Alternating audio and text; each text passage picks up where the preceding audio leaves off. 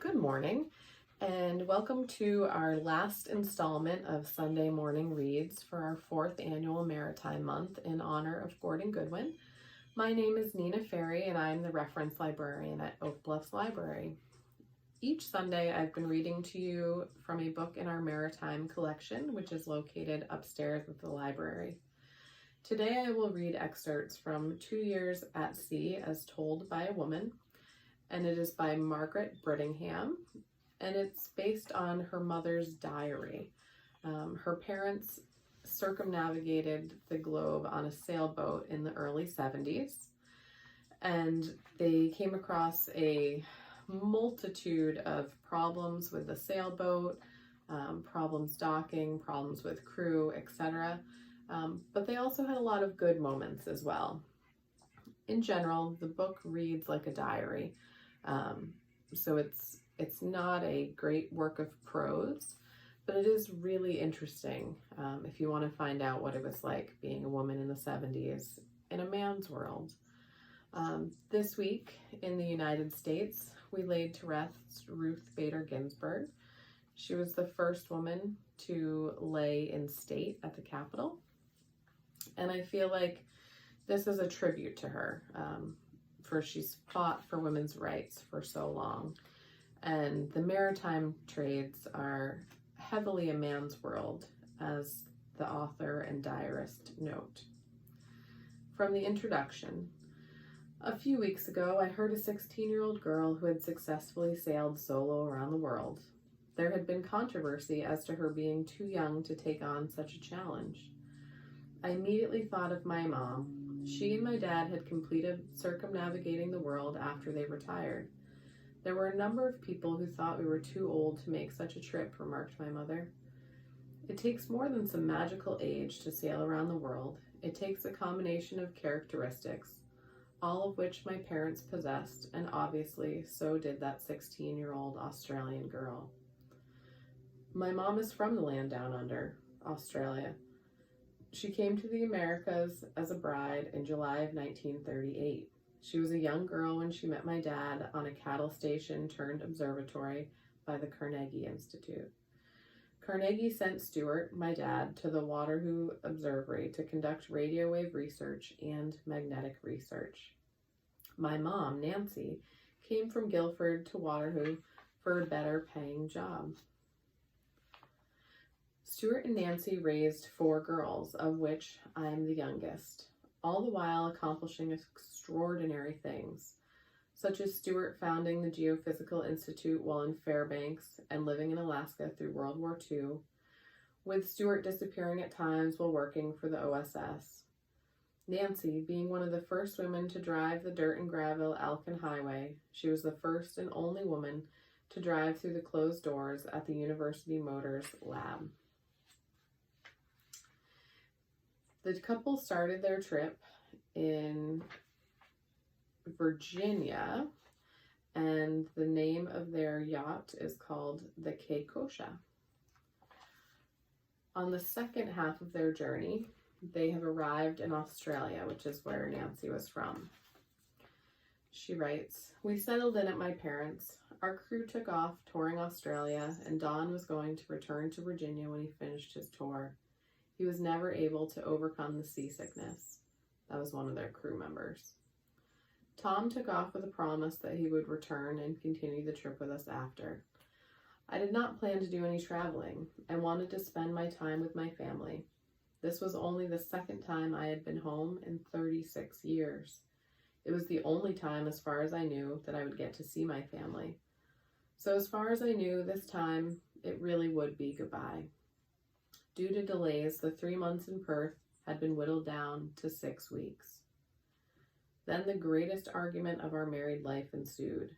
I demanded that we stayed longer. Stuart said, "If we delay, we'll have to wait a year to make safe passage. As it is now, it would be tenuous." We talked about the trip. Our voices got louder and louder, and Stuart felt if we waited a year, we would probably not finish the circumnavigation. We'd have to sell the boat to pay the tax. He said that in an exasperated voice with a hot tone hiding in his words. I presented my side with an equally aggressive voice. It did not help the boat at all. So your dad went on peacekeeping mission with the harbor master, and he won over the harbor master, and he gave us our own mooring as a place in the harbor. We had an anniversary dinner for my parents while in Perth. Everyone chipped in and bought a shortwave radio. You see, my parents were originally from England. They came over when I was 3, so they enjoyed listening to the BBC. However, my brother Len liked listening to the cricket matches, so he took the radio over as far as tuning goes. Even shopping was an adventure in my family. They lived through the war in England. They went back to England to take over the family business while they were there, and then World War II broke out. When they arrived in England, there was nothing but war, and as a result of having to live through the war, my mother became a food hoarder. My sister-in-law Barbara would take my mom grocery shopping. My mother had begun hoarding food during the war and kept it up all through these years. It was hysterical to watch them in action. My mom would get a 5-pound bag of sugar. Barbara would put it back on the shelf and say, "You don't need that. You already have 5 bags." My mom would say she needed it. Then she would pick up the flour and the canned goods, and the race would continue to see who was faster. Eventually, at the very last possible moment, I agreed to go. Stuart appeared really grateful. Keikosha pulled away from the dock. Everyone threw their streamers as we headed towards the coast of Africa. And as each streamer popped and broke, there was a finality for me. It would very possibly be the last time I would see my family. I wept bitterly. It was a sad day. I retreated to my bunk. I began to feel sick. I was glued to my bunk, sobbing and feeling ill. Gale force winds began to blow. Waves began to mount. I heard Stuart calling all hands on deck. I did not respond. I didn't care if the boat sunk. The boat was headed in the wrong direction, west. I could hear a struggle on deck. The mainsail had torn and the halyard had gotten tangled around the masthead.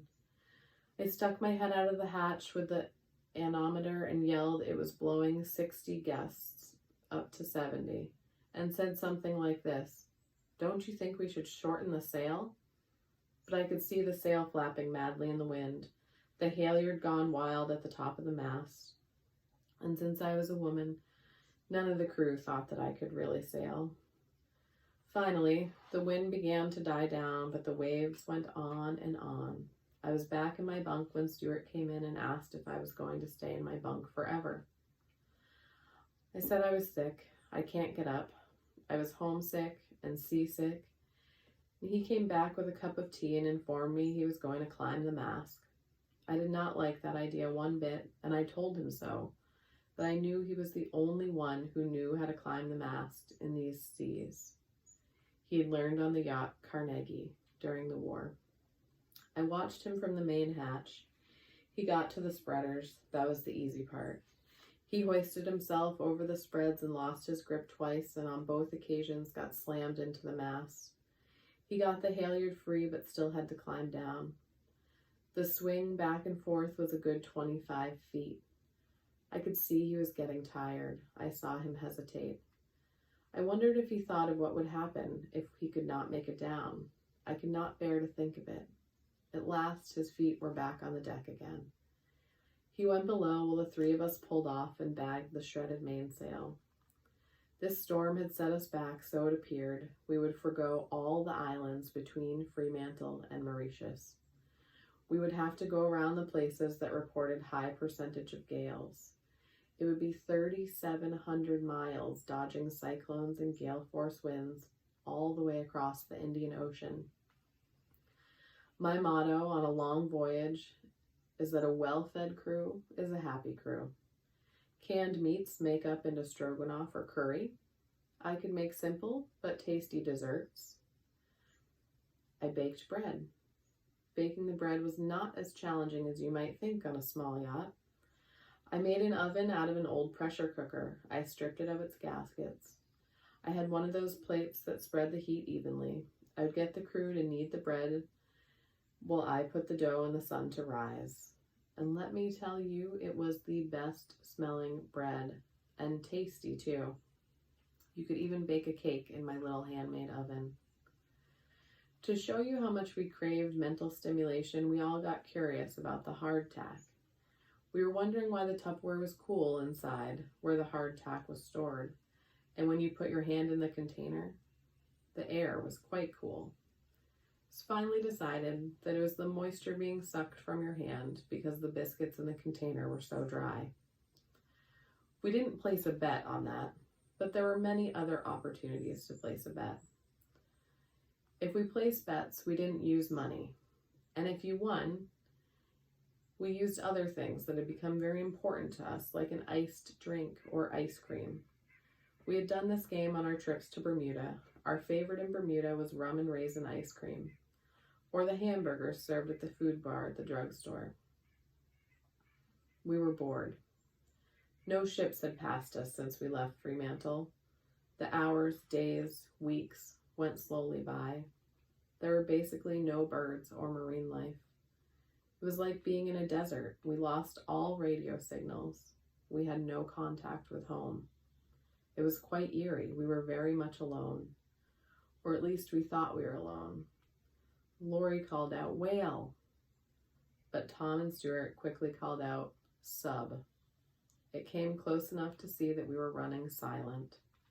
Our radio communications failed. We were unable to reach anyone, and this caused some fretting on my part. Our children would not know where to look for us. The ham operators kept listening. I knew this because they were faithful. Margaret waited at home, taking a chance that we were only in a dead zone and not shipwrecked.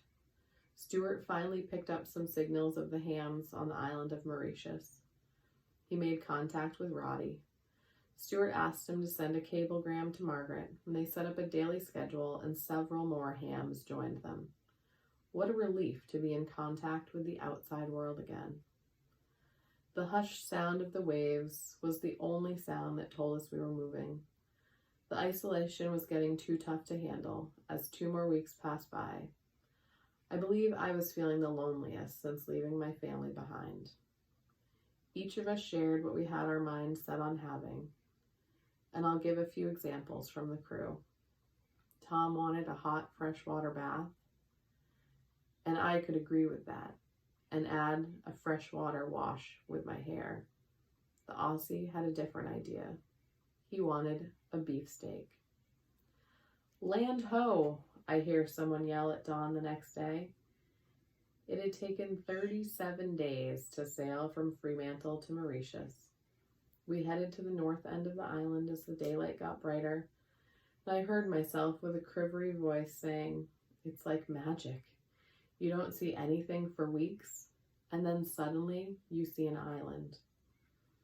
Mauritius Harbor was extremely busy, boats and people everywhere. We got bumped 4 or 5 times before we came to rest, tied on a decommissioned trawler in the middle of the harbor. We noticed another boat tied to the trawler, the My Mill. The owner's 4 children greeted us. Larry and Millie put on the pot for a nice cup of coffee. Every sailor has their adventures to tell. The My Mill family was no different. They began their tale of their adventure. They started taking on water at a horrific rate, and they could not find the source. Millie and the children began to panic as they readied to abandon the boat. Larry remembered one seacock they had not checked, and that was it. The charge had broken off.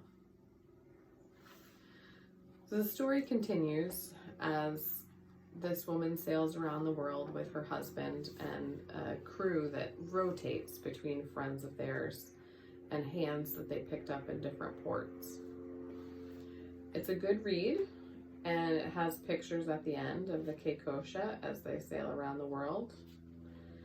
And eventually the couple makes it home after spending 2 years on the ocean.